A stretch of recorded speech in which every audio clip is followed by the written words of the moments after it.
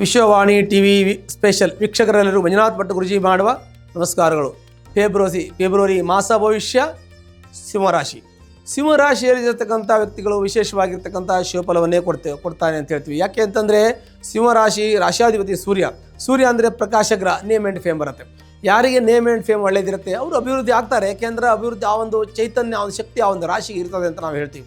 ಹಾಗಾಗಿ ಆ ಒಂದು ಚೈತನ್ಯ ಶಕ್ತಿ ಇರತಕ್ಕಂಥ ರಾಶಿ ಸಿಂಹರಾಶಿ. ಆ ಸಿಂಹರಾಶಿಯವರಿಗೆ ಹಠ ಜಾಸ್ತಿ, ಕೋಪ ಜಾಸ್ತಿ, ಮತ್ತು ಶೀಘ್ರ ಕೋಪಿಗಳಾಗಿರ್ತಾರೆ. ಅದು ನೇರವಾದ ಮಾತಿರುತ್ತೆ, ನಡೆ ನುಡಿ ಇರುತ್ತೆ. ದ್ವಿತೀಯ ಲಾಭಾಧಿಪತಿ ಬುಧ, ಹಾಗಾಗಿ ಬಹಳ ಚುರುಕಾಗಿರ್ತಾರೆ. ಹಾಗಂತ ನಾವು ಚುರುಕಾಗಿರ್ತಾರೆ ಅಂತ ಅವ್ರಿಗೆ ಏನೇನೋ ಅದ್ಭುತಗಳು ನಡೆಯುತ್ತೆ ಅಂತಲ್ಲ, ಅವರಿಗೆ ಏನು ಮಾಡಬೇಕು ಅಂತ ತೋಚತ್ತೆ.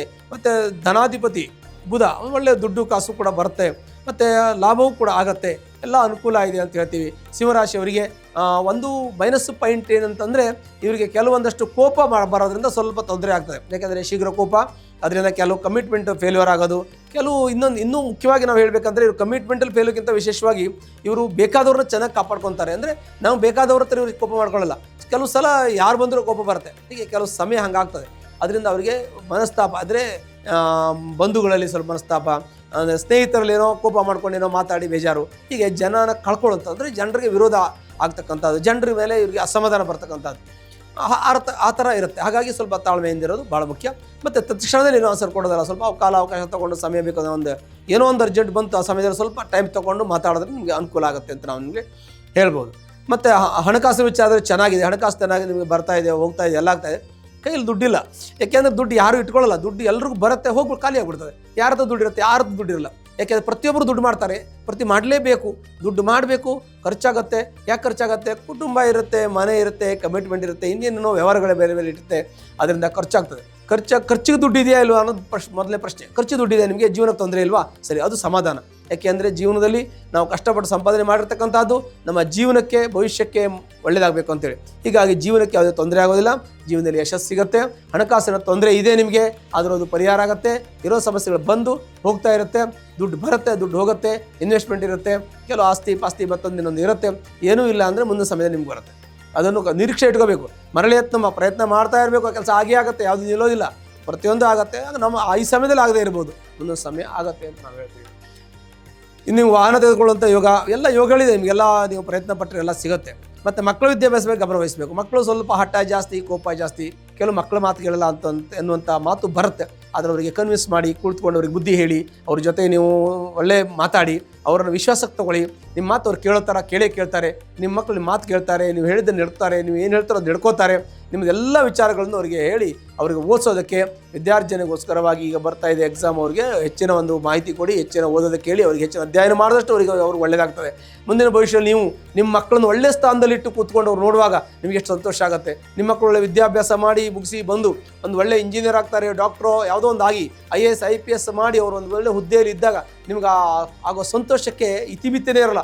ಅಂಥ ಒಂದು ಸಂತೋಷ ಬಾಷ್ಪ ನಿಮ್ಮಲ್ಲಿ ಬರ್ತದೆ. ಹಾಗಾಗಿ ಅಂಥ ಮಕ್ಕಳನ್ನು ನಾವು ವಿದ್ಯಾಭ್ಯಾಸ ಮಾಡದೆ ಅಥವಾ ವಿದ್ಯಾಭ್ಯಾಸಕ್ಕೆ ಹಾಕದೆ, ಅವ್ರು ವಿದ್ಯಾರ್ಜನೆ ಮಾಡೋಕ್ಕೆ ಅವಕಾಶ ಕೊಡದೇ ಇದ್ದರೆ ಅವ್ರಿಗೆ ಬಂದಿರತಕ್ಕಂಥ ತೊಂದರೆಗೆ ನಾವು ತಂದೆ ತಾಯಿಗಳ ಕಾರಣ ಆಗ್ತೀವಿ. ಹಾಗೆ ತಂದೆ ತಾಯಿಗಳು ಬಹಳ ಜಾಗ್ರತೆ ವಹಿಸಿ ಮಕ್ಕಳ ವಿದ್ಯಾಭ್ಯಾಸವನ್ನು ಮಾಡಿಸ್ಬೇಕು. ಆರೋಗ್ಯ ಸಮಸ್ಯೆ ಕೇಳ್ತೀವಿ. ಆರೋಗ್ಯ ಸಮಸ್ಯೆ ನಿಮಗೆ ತಲೆನೋವು ಬರೋದು, ಬೆನ್ನೋವು ಬರೋದು, ಸೊಂಟ ನೋವು ಬರೋದು, ಈ ಥರ ಆಗ್ತದೆ. ನಿಮಗೆ ವಿಪರೀತ ಗ್ಯಾಸ್ಟ್ರಿಕ್ ಆಗುತ್ತೆ, ತಲೆನೋವು ಬರುತ್ತೆ, ನಿಮ್ಮ ಶರೀರ ತುಂಬ ಹೀಟ್ ಇರುತ್ತೆ. ಹಾಗಾಗಿ ನೀವು ಆರೋಗ್ಯಕ್ಕೆ ಸಂಬಂಧಪಟ್ಟಂತೆ ಸ್ವಲ್ಪ ಮಟ್ಟಿಗೆ ನೋಡ್ಕೊಳ್ಳಿ, ನಿಮ್ಮ ಆಹಾರ ಪದ್ಧತಿಯನ್ನು ಸರಿ ಮಾಡ್ಕೊಳ್ಳಿ. ಮತ್ತು ಶರೀರದಲ್ಲಿ ಸ್ವಲ್ಪ ಹೀಟ್ ಆದಾಗ ನಿಮಗೆ ನಿದ್ದೆ ಬರಲ್ಲ, ಕಣ್ಣು ಉರಿಯೋದು, ಕಾಲು ಉರಿಯೋದು, ಹೊಟ್ಟೆ ಉರಿಯೋದು, ಸ್ವಲ್ಪ ಜಾಯಿಂಟ್ ನೋವು ಬರೋದು, ಕಿಬ್ಬೊಟ್ಟೆ ನೋವು ಬರೋದು, ಇವೆಲ್ಲ ಆಗ್ತದೆ. ಯಾಕೆ ಅಂತಂದರೆ ನಿಮಗೆ ಉಷ್ಣ ಶರೀರದ ಪ್ರಕೃತಿ, ಉಷ್ಣ ಶರೀರದಿಂದ ಇವೆಲ್ಲ ಆಗ್ತದೆ. ನೀವು ವೈದ್ಯರ ಹತ್ರ ಕೇಳಿ, ನಿಮಗೆ ಗ್ಯಾಸ್ಟ್ರಿಕ್ಗೆ ಔಷಧಿ ತೊಗೊಳ್ಳಿ. ನಿಮಗೆ ಬರೀ ತಲೆನೋವು ಬರುತ್ತೆ, ತಲೆನೋವಿಗೆ ಔಷಧಿ ತೊಗೊಳ್ಳಿ. ಮತ್ತು ಕತ್ತು ನೋವು, ಹಿಂದ್ಗಡೆ ಬೆನ್ನು ನೋವು ಬರುತ್ತೆ, ಅದಕ್ಕೂ ಸ್ವಲ್ಪ ಔಷಧಿ ಉಪಚಾರ ಮಾಡ್ಕೊಳ್ಳಿ. ಅದು ನಿಮಗೆ ಸಣ್ಣಪಟ್ಟ ತೊಂದರೆ ಕಾಣಿಸುತ್ತೆ. ನಿಮಗೆ 30+ ಆಗಿದ್ದರೆ ತೊಂದರೆ, ಆರೋಗ್ಯದಲ್ಲಿ ತೊಂದರೆ ಇಲ್ಲ ಅಂದರೆ ಆ ಥರ ತೊಂದರೆಗಳು ನಿಮಗೆ ಆಗೋದಿಲ್ಲ. ದಾಂಪತ್ಯದಲ್ಲಿ ಸ್ವಲ್ಪ ನಿಮ್ಗೆ ಹಠ ಸ್ವಭಾವ ಇರೋದ್ರಿಂದ ಸ್ವಲ್ಪ ನಿಮಗೆ ಅಸಮಾಧಾನ ಇರ್ತದೆ. ಯಾಕೆಂದರೆ ಹಠ ಜಾಸ್ತಿ, ಕೋಪ ಜಾಸ್ತಿ ಇದ್ದಾಗ ಮತ್ತು ಸ್ವಲ್ಪ ಕಮಾಂಡಿಂಗ್ ಪವರ್ ಇರುತ್ತೆ ರಾಶಿಯವರಿಗೆ. ಹಾಗಾಗಿ ಅವ್ರಿಗೆ ಸ್ವಲ್ಪ ನಾನು ಹೇಳ್ದಂಗೆ ಆಗಬೇಕು, ನಾನು ಹೇಳ್ದಂಗೆ ಇರಬೇಕು ಅನ್ನೋಂಥದ್ದು ಇರ್ತದೆ. ಹಾಗಾಗಿ ಈ ರಾಶಿಯವರು ಯಾರೇ ಇರಲಿ, ಗಂಡ ಇದ್ದಿರಲಿ, ಹೆಂಡತಿ ಇದ್ದಿರಲಿ, ಸ್ವಲ್ಪ ದಾಂಪತ್ಯದಲ್ಲಿ ಅಸಮಾಧಾನ ಬರುತ್ತೆ. ಅದನ್ನು ಕೂತು ಮಾತಾಡಿಕೊಂಡು ಮೆತ್ತಗೆ ಮಾತಾಡಿದ್ರೆ ಅದು ಸರಿ ಆಗ್ತದೆ. ಆಮೇಲೆ ಆಯುಷ್ಯ ಆರೋಗ್ಯ ಚೆನ್ನಾಗಿರುತ್ತೆ. ಆರೋಗ್ಯ ತೊಂದರೆ ಇದೆ ಅಂತೇಳಿ ಸಣ್ಣ ಪುಡ್ದಿರುತ್ತೆ. ಮತ್ತು ಆಯುಷ್ಯ ಪೂರ್ಣಾಯುಷ್ಯ ಯೋಗ ಇದೆ, ಸೌಭಾಗ್ಯ ಯೋಗ ಇದೆ. ಯಾವುದೇ ರೀತಿ ತೊಂದರೆ ಆಗಲ್ಲ. ಆದರೂ ತೊಂದರೆ ಆಗಲ್ಲ ಅನ್ನುವಂಥ ದೃಢ ನಿರ್ಧಾರ ತಗೊಳ್ಳೋದಲ್ಲ, ಅದ್ರ ಬಗ್ಗೆ ತೊಂದರೆ ಆಗದೇ ಇದ್ದಾಗ ನಾವು ಕಾಳಜಿ ವಹಿಸೋದು ನಮ್ಮ ಜವಾಬ್ದಾರಿ ಕರ್ತವ್ಯ ಕೂಡ ಇರುತ್ತೆ. ಅದಕ್ಕೂ ಕೂಡ ಗಮನವಹಿಸಬೇಕು. ನಿಮ್ಮ ರಿಕ್ವೈರ್ಮೆಂಟು ನೀನೇನು ಮುಂದೆ ಕೆಲವಷ್ಟು ಬಜೆಟ್ಗಳಿದೆ ನಿಮ್ಮ ಎದುರುಗಡೆ, ಅಂದರೆ ಈ ಥರ ತಗೋಬೇಕು ಮಾಡಬೇಕು, ಈ ರೀತಿ ನನ್ನ ಯೋಚನೆ ಇದೆ, ನನ್ನ ಮಕ್ಕಳನ್ನ ನಾನು ಡಾಕ್ಟರ್ ಮಾಡಬೇಕು, ಇಂಜಿನಿಯರ್ ಮಾಡಬೇಕು, ಅಡ್ವೊಕೇಟ್ ಮಾಡಬೇಕು, IAS IPS ನನ್ನ ಮಗ ಮಾಡಬೇಕು, ನನ್ನ ಮಗ ಫಾರಿನ್ನಲ್ಲಿ ಓದಬೇಕು, ಅವನಲ್ಲಿ MS ಮಾಡಿ, ಈ ಥರದ್ದು ಏನೇನೋ ಒಂದು ಯೋಚನೆಗಳು ಚಿಂತನೆಗಳು ನಮಗಿರುತ್ತೆ. ನಾವು ಇರುವವರೆಗೂ ನಮ್ಗೆ ಆ ಚಿಂತೆ ಇರುತ್ತೆ. ನಾವು ಇರುವವರೆಗೂ ನಮ್ಮ ಜೀವನದಲ್ಲಿ ನಾವು ಎಷ್ಟು ದಿನ ನಾವು ಇರ್ತೀವೋ ಅಲ್ಲಿ ಭೂಮಿ ಮೇಲೆ ಅಷ್ಟು ದಿವಸವರೆಗೂ ನಮಗೆ ಯೋಚನೆಗಳಿದ್ದೇ ಇರ್ತದೆ. ಯಾಕೆಂದರೆ ಮಕ್ಕಳ ಬಗ್ಗೆ ಇರುತ್ತೆ, ಮೊಮ್ಮಕ್ಕಳ ಬಗ್ಗೆ ಇರುತ್ತೆ, ಕುಟುಂಬದ ಬಗ್ಗೆ ಇರುತ್ತೆ, ಹೆಂಡತಿ ಮಕ್ಕಳ ಬಗ್ಗೆ ಇರುತ್ತೆ, ಎಲ್ಲರ ಬಗ್ಗೆ ಚಿಂತನೆ ಇರ್ತಕ್ಕಂಥದ್ದು. ಆ ಚಿಂತನೆ ಯಾವಾಗಲೂ ಮುಗೀತು ಅಂತ ಆಗೋದಿಲ್ಲ, ಆದರೆ ಒಂದೊಂದಾಗಿ ಮುಗಿತಾ ಬರುತ್ತೆ. ಎಲ್ಲ ರೀತಿಯಲ್ಲೂ ನಿಮಗೆ ನಿಮ್ಮ ಮನೆಯಲ್ಲಿ ಊಟ ತಿಂಡಿ ಬಟ್ಟೆಗೆ ಕೊರತೆ ಇಲ್ಲ, ಓಡಾಡ ಕಾರು, ಉಳಿಯೋಕೆ ಮನೆ, ಮಕ್ಕಳು ಒಳ್ಳೆ ವಿದ್ಯಾಭ್ಯಾಸ ಆಗಿ ಒಳ್ಳೆ ವಿದ್ಯಾಭ್ಯಾಸವನ್ನು ಕಲ್ತ್ಕೊಂಡು ಒಳ್ಳೆ ಹುದ್ದೆಯಲ್ಲಿ ಇದ್ದು ಮನೆಯಲ್ಲೆಲ್ಲ ಆಯುಷ್ಯ ಆರೋಗ್ಯ ಚೆನ್ನಾಗಿದ್ದು ಸುಖ ಶಾಂತಿ ಸಮೃದ್ಧಿ ಮನೇಲಿ ಇತ್ತು ಅಂತಂದರೆ ಅದಕ್ಕಿಂತ ಸಂತೋಷ ಯಾವುದೂ ಇಲ್ಲ. ಅವೆಲ್ಲ ನಿಮಗೆ ದೊರಕತ್ತೆ. ಸ್ವಲ್ಪ ಕಾಲಾವಕಾಶ ಬೇಕು ನಿಮಗೆ. ಸಮಯ ಬಂದ ನಾನು ಹೇಳ್ತೀನಿ, ಅಂಥ ಸಮಯದಲ್ಲಿ ನಿಮ್ಗೆ ಒಳ್ಳೆಯ ಯೋಗಗಳು ಪ್ರಾಪ್ತಿಯಾಗತ್ತೆ. ಅದಕ್ಕೂ ಸ್ವಲ್ಪ ನೀವು ಕಾಯಬೇಕು, ಪ್ರಯತ್ನ ಮಾಡಬೇಕು, ತಾಳ್ಮೆ ಇರಬೇಕು. ಆನಂತರ ಉದ್ಯೋಗದ ವಿಚಾರ ಮಾತಾಡ್ತೀವಿ. ಜೀವನಕ್ಕೆ ಮುಖ್ಯವಾಗಿ ಉದ್ಯೋಗ. ಯಾಕೆಂದರೆ ನಮ್ಮ ಜೀವನಕ್ಕೆ ಎಷ್ಟು ಮುಖ್ಯವಾಗಿ ದುಡ್ಡು ಬೇಕಾಗತ್ತೆ, ಹಾಗೆ ನಮ್ಮ ಶರೀರಕ್ಕೆ ಜೀವಕ್ಕೆ ರಕ್ತ ಎಷ್ಟು ಮುಖ್ಯ ಅಷ್ಟೇ ಜೀವನಕ್ಕೆ ದುಡ್ಡು ಮುಖ್ಯ ಅಂತ ಹೇಳ್ತೀವಿ ನಾವು. ನಾವಂದರೆ ಪ್ರತಿಯೊಂದು ಕೂಡ ಮನುಷ್ಯ ಹುಟ್ಟಿದ ತಕ್ಷಣ ಉಸಿರಾಡೋಕ್ಕೆ ಸ್ಟಾರ್ಟ್ ಮಾಡಿದ ತಕ್ಷಣ ದುಡ್ಡು ಬೇಕಾಗ್ತದೆ. ಯಾಕೆಂದರೆ ಅವ್ರಿಗೆ ಆರೋಗ್ಯ ಸರಿ ಇರಲ್ಲ, ಏನೋ ಆಸ್ಪತ್ರೆ ಹೋಗಬೇಕು, ಮತ್ತೊಂದು ಮಾಡಬೇಕು, ವಯಸ್ಸಾದ ಮೇಲೆ ಏನೋ ಒಂದು ಆರೋಗ್ಯ ತೊಂದರೆ ಬರುತ್ತೆ. ಸಣ್ಣಕ್ಕಿರುವಾಗ ಅವರು ಚಿಕ್ಕ ಮಕ್ಕಳು ಆರೋಗ್ಯ ನೋಡಬೇಕು, ಬಾಲ್ಯಾವಸ್ಥೆಯಲ್ಲಿ ಅವರ ಯೌವನಾವಸ್ಥೆಯಲ್ಲಿ ಅವ್ರಿಗೆ ಸ್ಕೂಲು ಕಾಲೇಜು ನೋಡ್ಕೋಬೇಕು.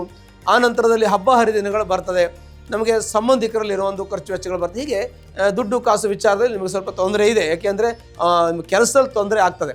ಹೇಗೆ ಸ್ಥಾನ ಬದಲಾವಣೆ ಆಗೋದು, ಮನೆ ಬದಲಾವಣೆ ಆಗೋದು, ಈ ಥರ ಆಗ್ತದೆ. ಪ್ರಮೋಷನ್ ಕೆಲವು ಸಿಕ್ಕಿದೆ, ಕೆಲವು ಸಿಗಲಿಲ್ಲ. ಪ್ರಮೋಷನ್ ಸಿಗುತ್ತೆ, ಸ್ವಲ್ಪ ಕಾಯಬೇಕಾಗುತ್ತೆ. ನಿಮ್ಗೆ ಸಮಯ ಬಂದಾಗ ನಿಮ್ಗೆ ಸಿಗುತ್ತೆ, ದಶಾಭುಕ್ತಿ ಚೆನ್ನಾಗಿದೆ ಸಿಗ್ತದೆ.